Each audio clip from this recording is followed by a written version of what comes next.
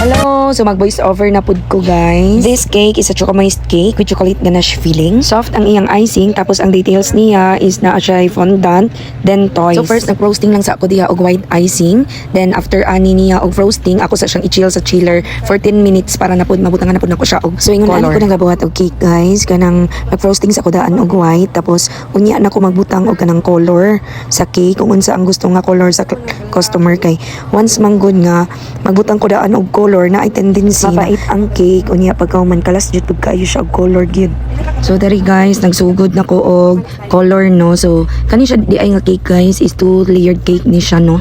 So ang akong giuna is ang upper tier. So ang color sa cake ani sa upper tier is yellow tapos na red then bisagulan po na ko siya og orange. So proceed na pud ko diri sa bottom tier. So ang color sa bottom tier ani guys is dark blue, light blue and forest green. So kani man good siya guys mao ni ang inspo nga gipasa ni client. So ako ra pud siyang gisundog ang kani nga color.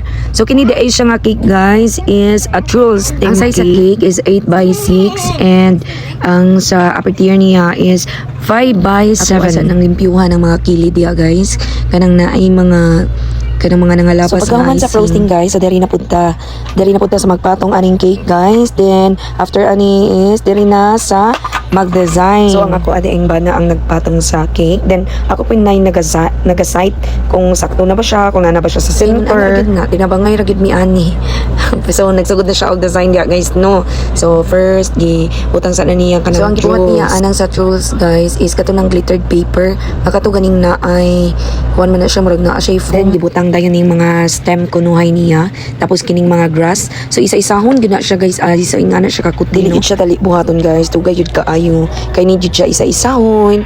Kailangan pag nimo hinay-hinayan kay basin og matarog, maguba. So ang gibutang na po diri guys kanina pong mga flowers tapos kining toys. So ang request gyud ni ma'am ani kay gusto niya nga toys gyud ang ipabutang sa cake. So nag-order ko ani sa Shopee guys. Pero lahi ni siya nga sa presyo sa cake guys. So wala ni siya ilabot.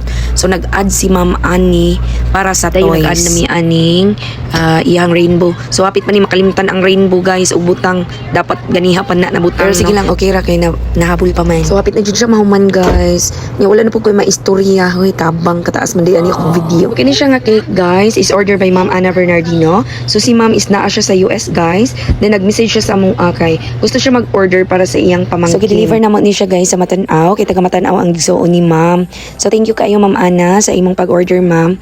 So happy birthday kay Mabi. So first birthday day ni Mabi guys. So this is the final look sa cake guys. So say tanaw niyo guys, tindot ba siya?